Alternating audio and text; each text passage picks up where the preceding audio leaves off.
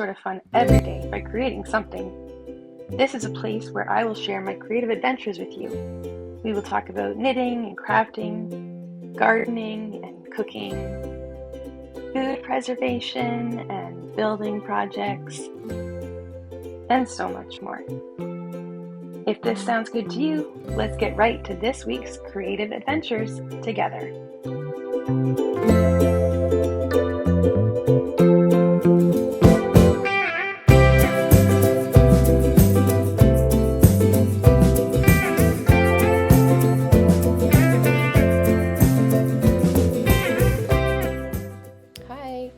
So we're going to start with some sewing projects. This is a cute little mom and me duet that I made for a girlfriend who had a baby a year ago, and she is just rocking it at being a mom, so I wanted to celebrate her relationship with her daughter and make a little matching outfit for her and her daughter.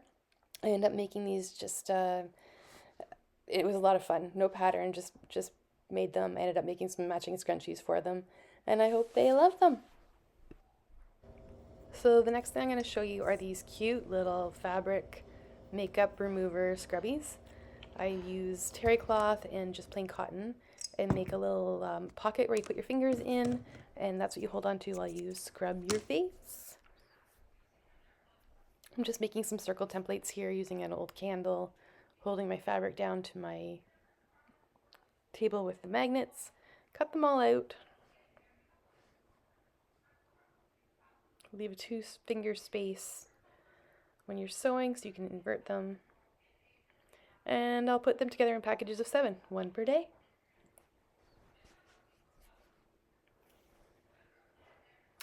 This is my favorite pajamas, so I tried to make a replica pair of it.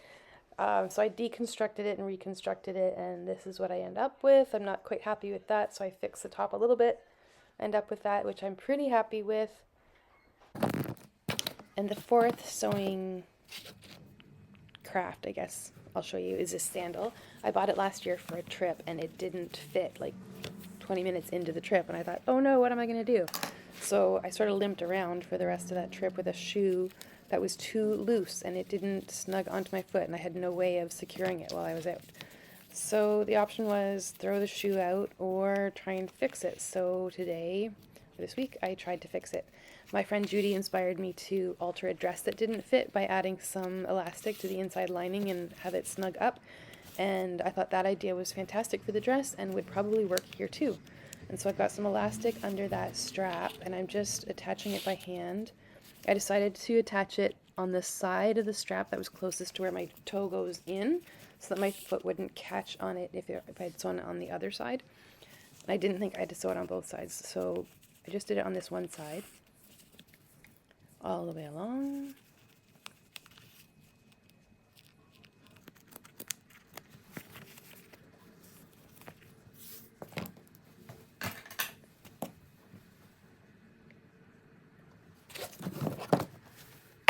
And it works.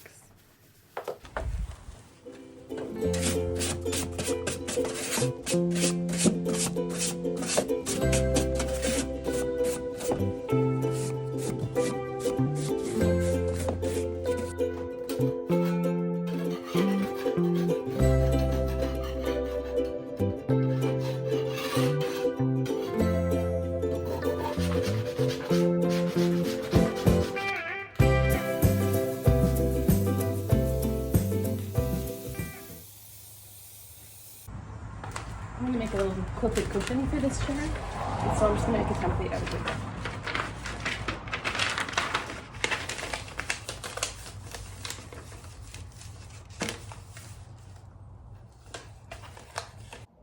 Okay, here we are at my sewing table. I've got my pattern that I traced on the paper here. I'm going to use my pattern tracing tool, my carbon paper, and I'm just going to trace my pattern right out onto my fabric. I'm going to remember that I am tracing the exact finish dimension, so when I cut this, I need to add 1/2 inch or 1/4 inch, whatever I'm going to leave for seam allowance.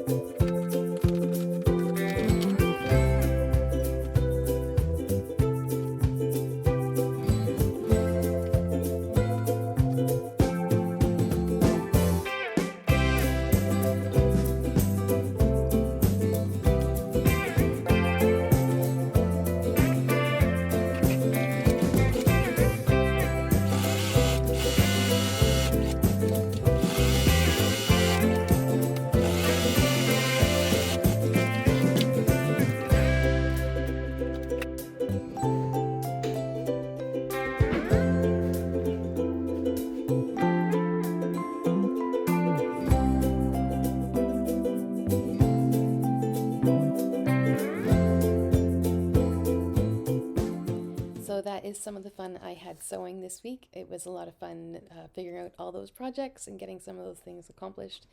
And next we're going to talk about the Zesty peach salsa, which was so good. Here we go.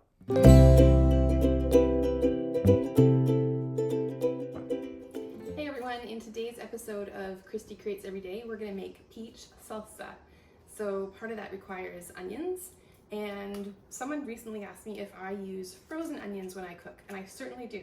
I'll show you what I do to prepare my frozen onions so that they're ready to have on hand whenever I just need a couple.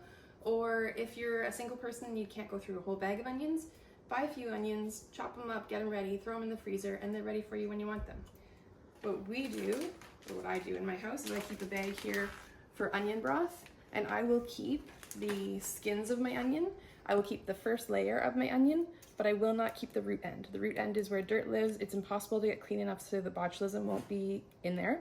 So get rid of the root end, toss that in green bin, and then I am not careful at all about how much I pull off because it's all going to go to broth. So get that all pulled off, put it in the broth bag. Then you've got your onion ready, chop it in half. Really simple. Pop it through there, and you've got lots of delicious onion pre-prepped. Now, for your onion broth, don't keep the skins that look like this. They're not going to be anything good in your broth. If you have an ugly onion like that, be judicious, be careful. Just put the good stuff into your broth bag. The rest of it goes into your green bin.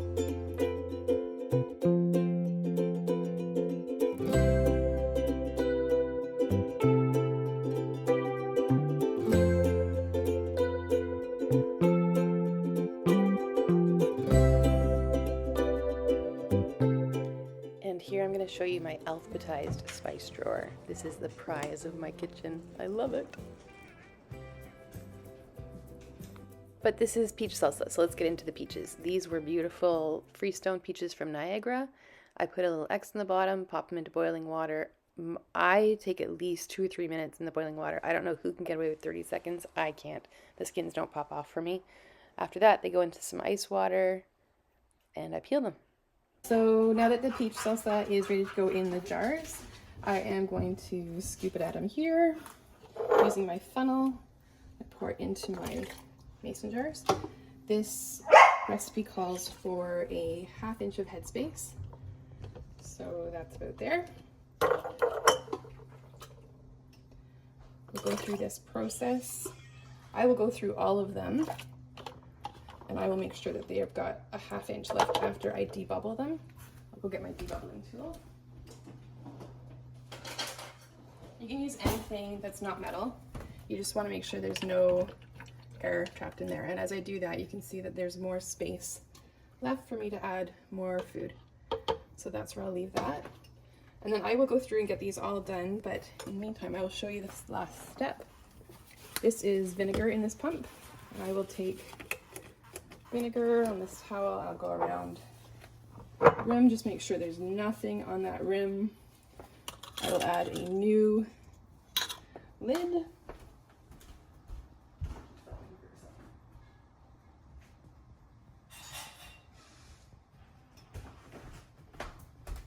And I'll add a new string, and that just goes to fingertip tight like that. And it goes in the canner, ready for the process. And I will come back when I've got all my jars ready to go. So all my jars are jarred up. There is 2 inches of water that's hot above the jars. It is on high temperature. You'll see there's a rack underneath so that my jars don't sit right on the bottom of the pot. But you'll also see that I have extra salsa.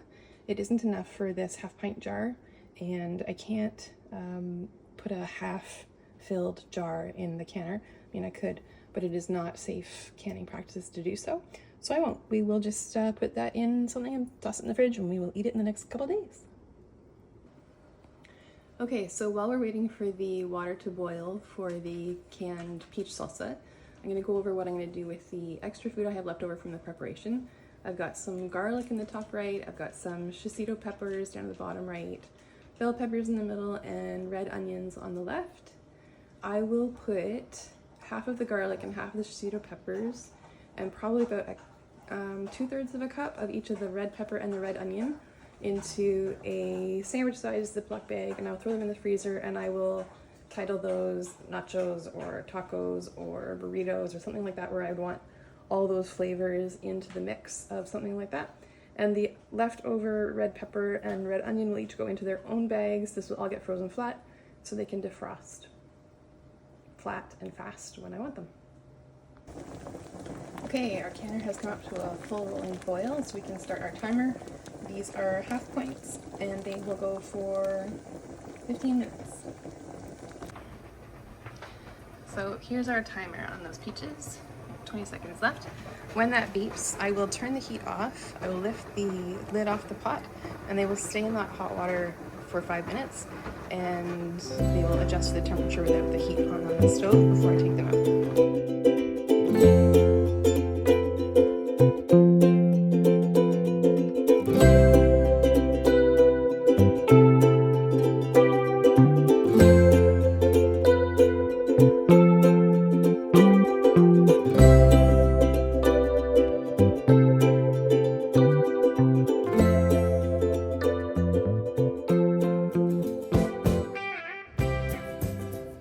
So it's now the morning after the night before peach salsa canning day, and this is a step in the process that a lot of people don't talk about. These jars were set out overnight to set up and let the vacuum seals work on their lids, and we don't know if the vacuum seals worked or not because the rings are still on, and so with these rings still on, we won't know if there's a true seal. So we pick them up, take that ring off, pick them up by the lid, and if that is staying on, then we know they sealed. So they all sealed except for one, which was fantastic. And I had that peach salsa on toast this morning. It was delicious. The next step will be to get all the rings off, wash the whole jar on the outside everywhere, because there will be sticky residue on this. You don't want to store it with any sticky residue because you don't want bugs coming to your pantry. So I'll get them all washed up, dried off, labeled, and put away.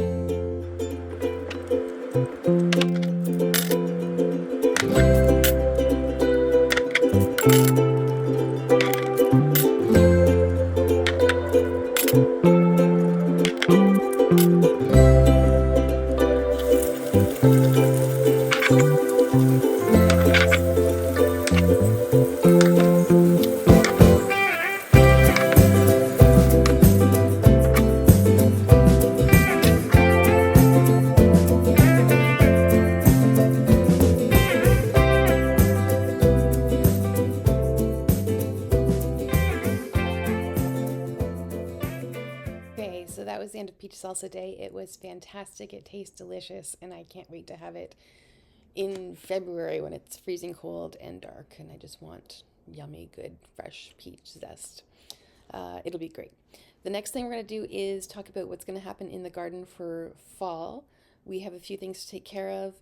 We just had a huge storm come through yesterday. We had 90-kilometer-an-hour gusts, which is typical for fall for us, but it does require some tidying up in the garden and some care for the plants. Here we go.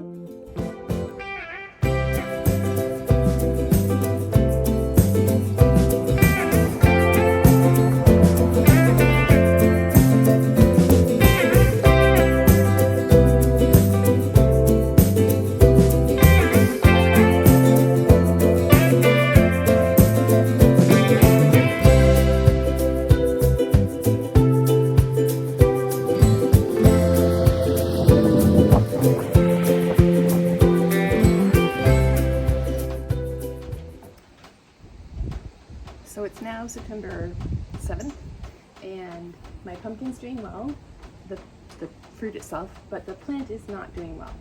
And so I asked AI what I could do. I told it that I'd been taking off all the little flower tips, that I was going to consider covering it at night to keep it cool, warm from the frost, the potential frost. And AI said, that's great. Here's 5 more things you can do to encourage your pumpkin to ripen on the vine. And then on last Friday, I was at the farmer's market and I was talking to a farmer, and I said, what would you do in your little backyard vegetable garden if this was what you had? And he said, nothing. You're too late in the season. Good luck. It's not going to ripen. So I'm not going to take grumpy farmer's advice. I'm going to do what I can. So some of the things that AI told me I should be doing is taking off the plants that go past, or the leaves that go past the pumpkin itself. Leave 2 or 3 on so that the sugars can still get processed and go into the fruit to ripen it.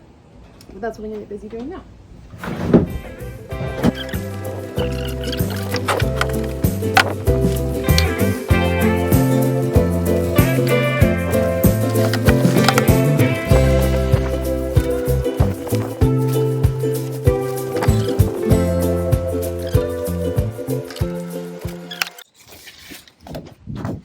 As you can tell, but he's getting quite orange.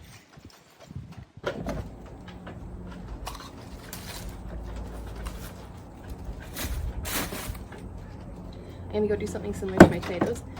After the last bits of tomatoes are growing, anything above that is gonna get chopped off to try and focus all of that energy into the tomato themselves so that the plant can stop growing but the fruit grows.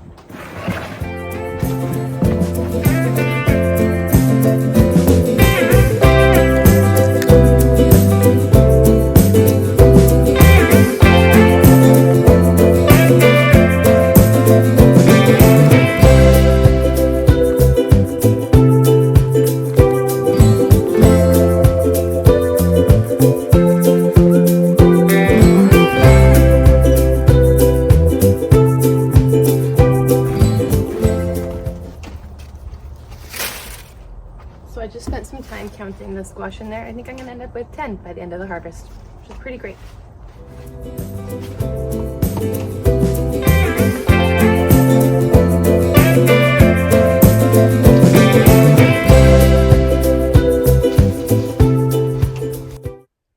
So that's a wrap on episode 2 of Christy Creates Every Day. Thanks for making it this far in the video. Maybe there will be an episode 3 next week. I hope you'll be back to join with me. That would be great. Here are some things that made me smile this week. Bye!